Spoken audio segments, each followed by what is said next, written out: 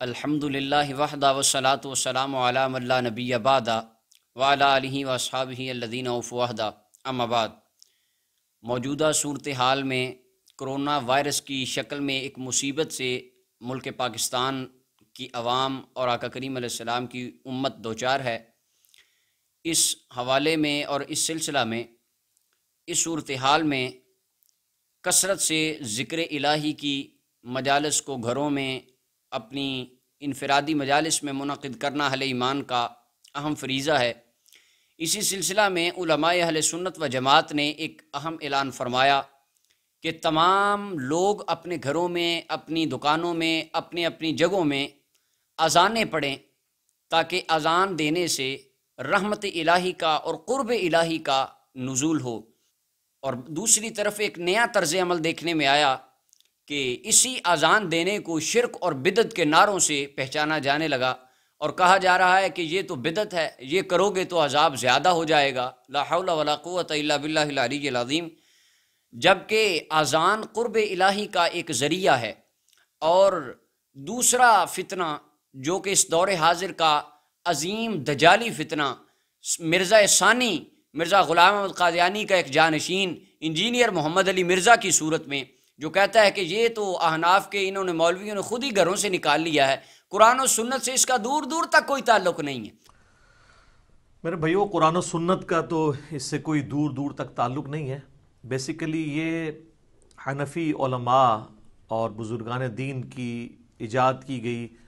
بدعت حسنہ ہے۔ حسنہ ہم ان کا دل رکھنے کے لیے کہہ رہے ہیں۔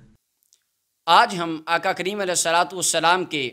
فرامین کی روشنی میں اس بات کو واضح کریں گے کہ کیا یہ احناف کے علماء نے یا بعد کے علماء نے اپنے خود ساختہ اذان ایجاد کی ہے یا قرآن و سنت سے بھی اس کا کوئی تعلق ہے یا نہیں۔ اللہ تعالیٰ قرآن مجید میں ارشاد فرماتے ہیں فَإِنْ آمَنُوا بِمِثْلِ مَا آمَنْتُمْ بِهِ فَقَدِ اهْتَدَوْا، فرمایا اگر تم نے ماننا ہے میرے محبوب کو تو اس طرح ماننا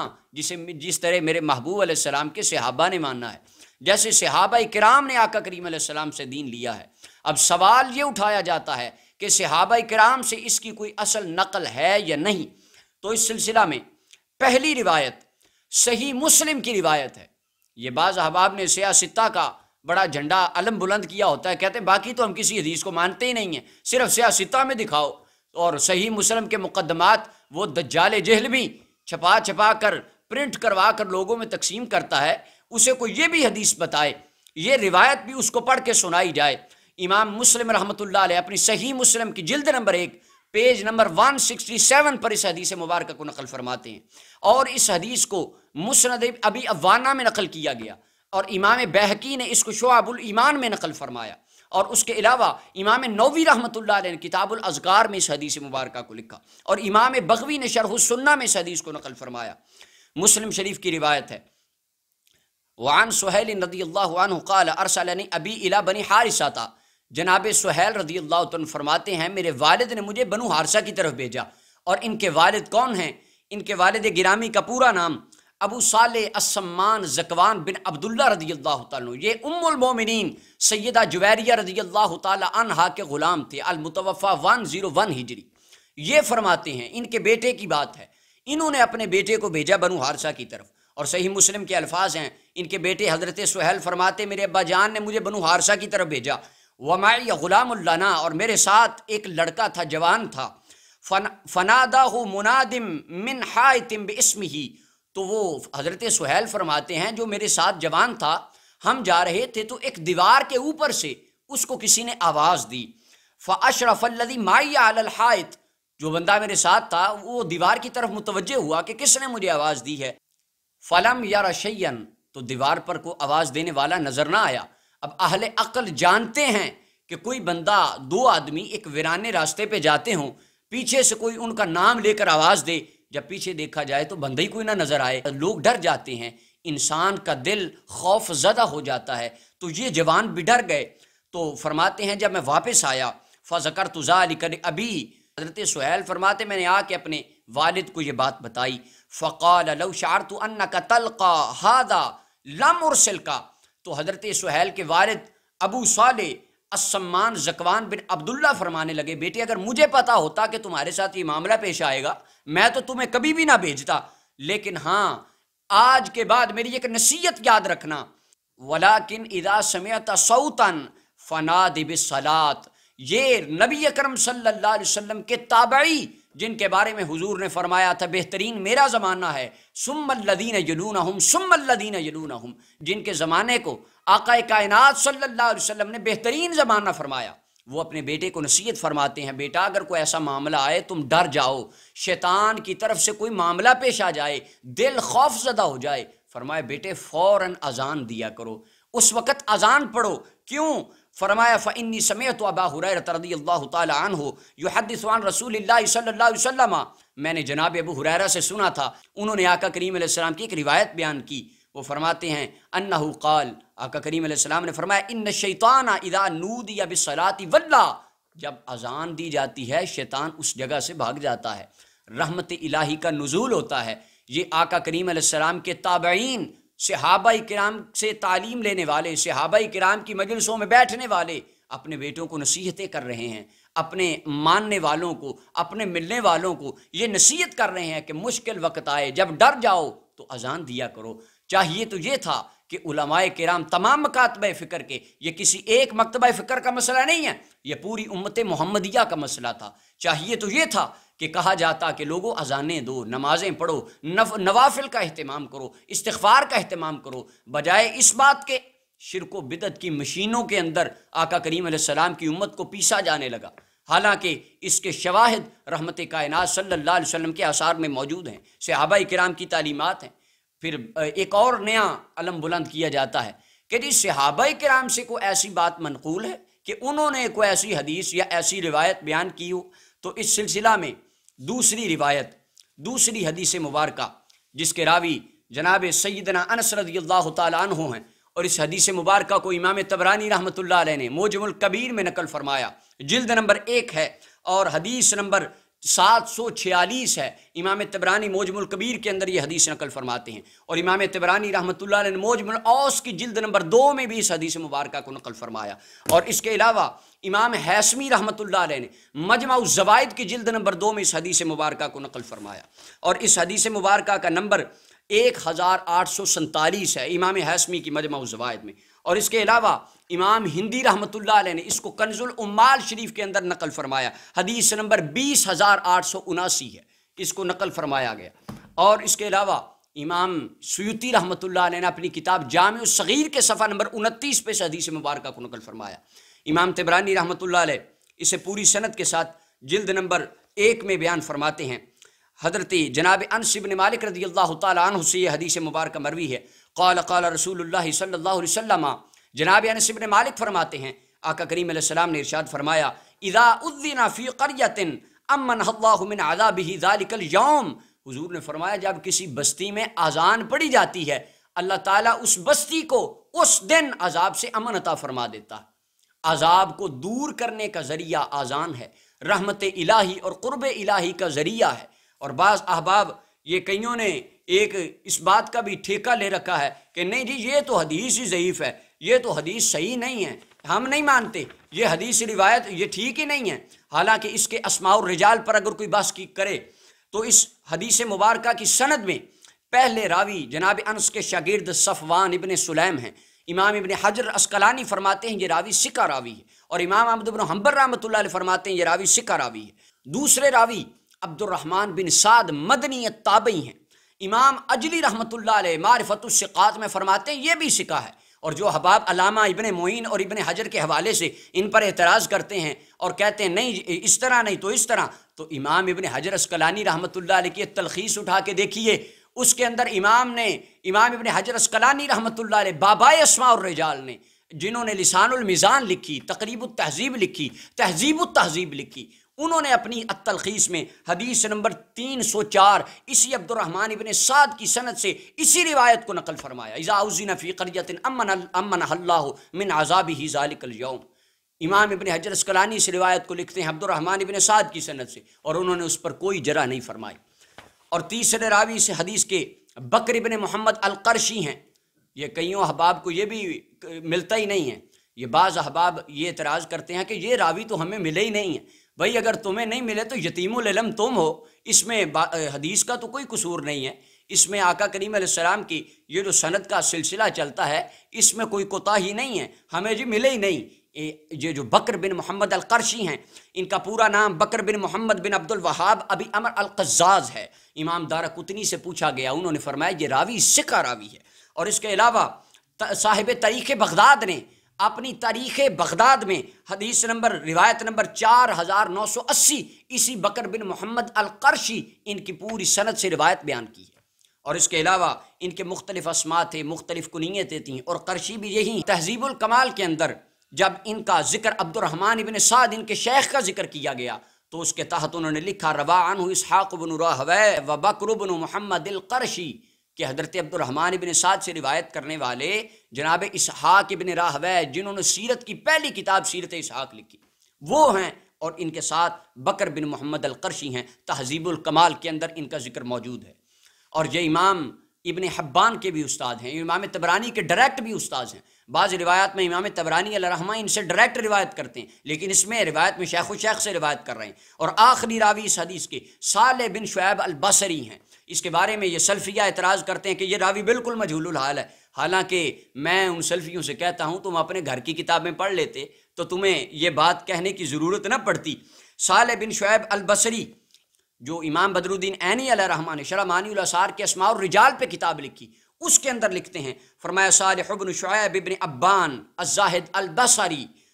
احد مشائخ ابی جعفر الطحاوی، آپ فرماتے ہیں یہ جو صالح بن شعیب بصری ہیں ان کی کنیت بھی ابو شعیب ہے، یہ امام طحاوی کے استاذ ہیں۔ اور فرماتے ہیں روی عنہم وکتب وحدثا، ان سے روایات بھی کی گئیں، ان کی حدیثیں لکھی بھی گئیں، اور مجلسوں میں ان کی حدیثوں کو بیان بھی کیا جاتا ہے۔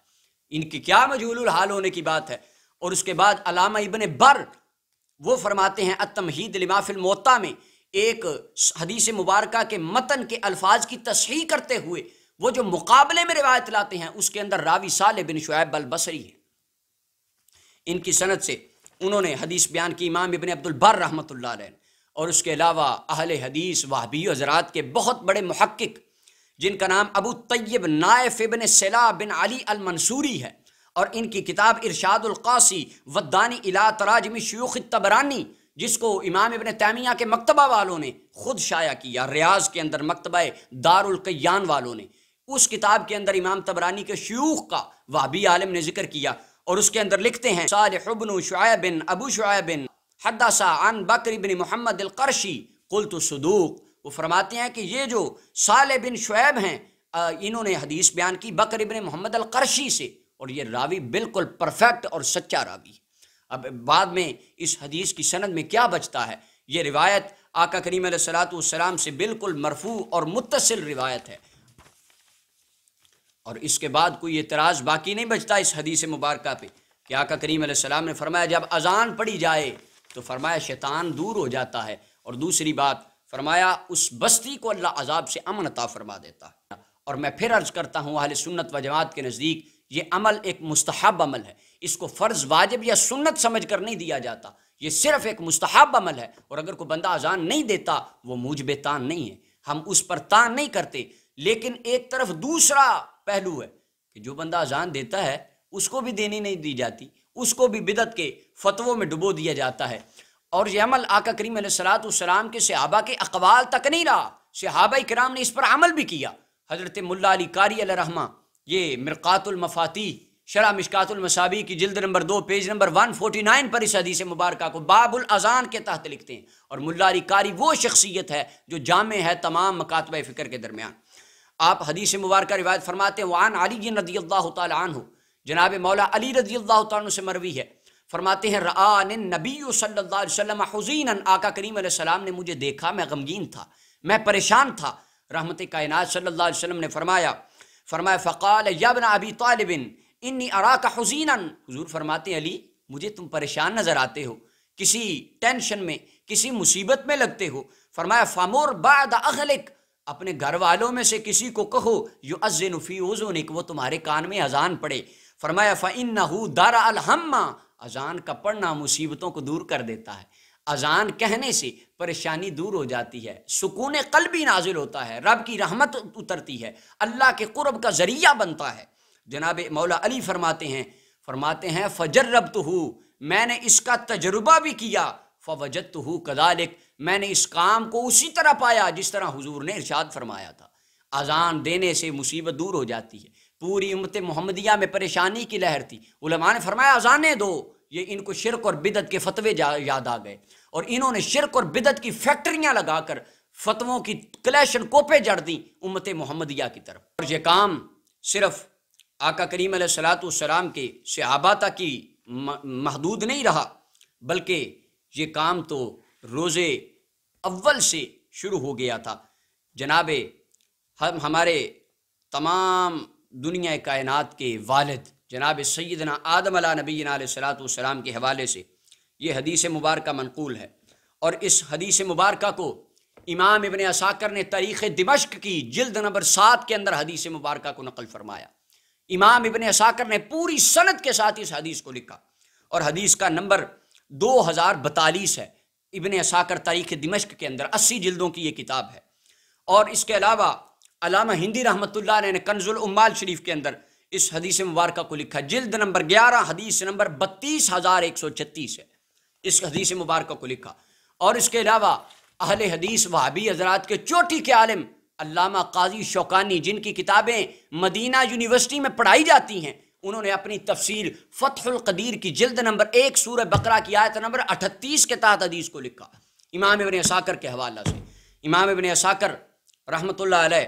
حدیث مبارکہ نقل فرماتے ہیں، وعن ابی ہریرہ رضی اللہ عنہ قال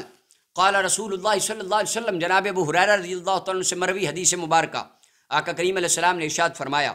فرمایا نازل آدم بالہند،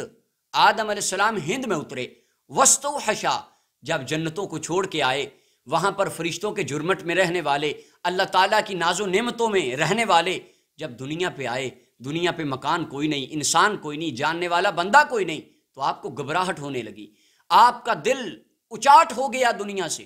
تو جب دل کو گھبراہٹ محسوس ہوئی تو آقا کریم علیہ السلام فرماتے فنازل جبرائیل، جبرائیل علیہ السلام اتر آئے، اور آ کے کیا کیا؟ جبرائیل علیہ السلام نے آ کر فنادا بالاذان، انہوں نے آ کے جناب آدم علیہ السلام کو اذان سنائی۔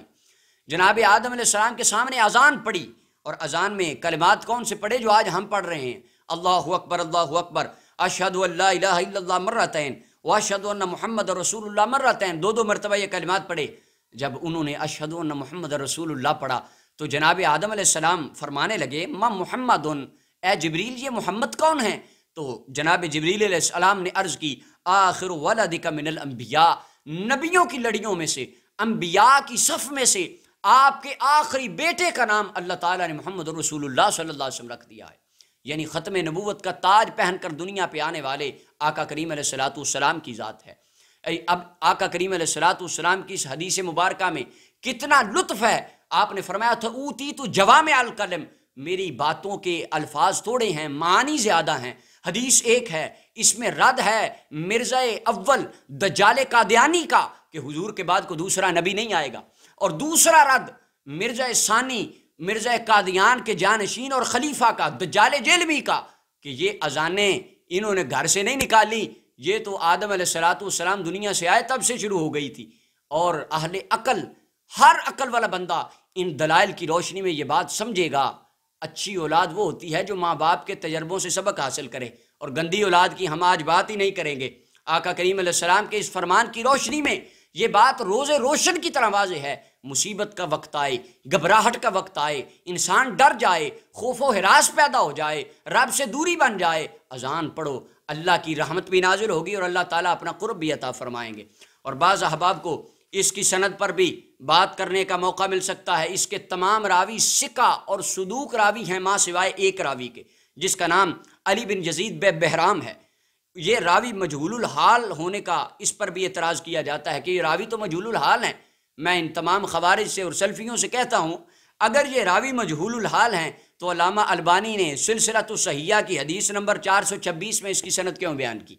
اور اس حدیث کی سند کے راویوں میں اس راوی پر علامہ البانی نے کوئی جرح نہیں کی، انہوں نے بالکل اس کو ڈسکس نہیں کیا۔ یہ راوی مجہول الحال نہیں ہے، البانی خود ان کی سندیں بیان کر رہے ہیں۔ اور اگر اس میں کوئی نقص ہوتا تو البانی اس پر ضرور گفتگو کرتا اور جرا کرتے، اور ان تمام دلائل کی روشنی میں ایک مستحب عمل روز روشن کی طرح واضح ہو جاتا ہے کہ آقا کریم علیہ الصلوۃ والسلام کی تعلیمات یہ تھیں، صحابہ کرام کا عمل بھی یہ تھا، اور صحابہ کرام کی تعلیمات بھی یہ تھی، تابعین کا عمل بھی یہ تھا، ان کی تعلیمات بھی یہ تھی، اور اہل سنت و جماعت وہ جماعت ہے جو آقا کریم علیہ الصلوۃ والسلام کی اتباع اور صحابہ و تابعین تبع تابعین کی اتباع کرنے والی ہے۔ یہ اذان دینا محض ایک مستحب عمل ہے، اور یہ قرب الہی اور اللہ تعالیٰ کی رحمت کا ایک حسین ذریعہ ہے، اور بجائے اس وقت میں امت مسلمہ کو اچھے کاموں کی طرف راغب کرنے کے، شرک و بدعت کے فتووں میں پھنسا کر گمراہ کرنے کی کوشش کی جا رہی ہے۔ اور انشاءاللہ العزیز اس مرزا ثانی دجال جیلمی کا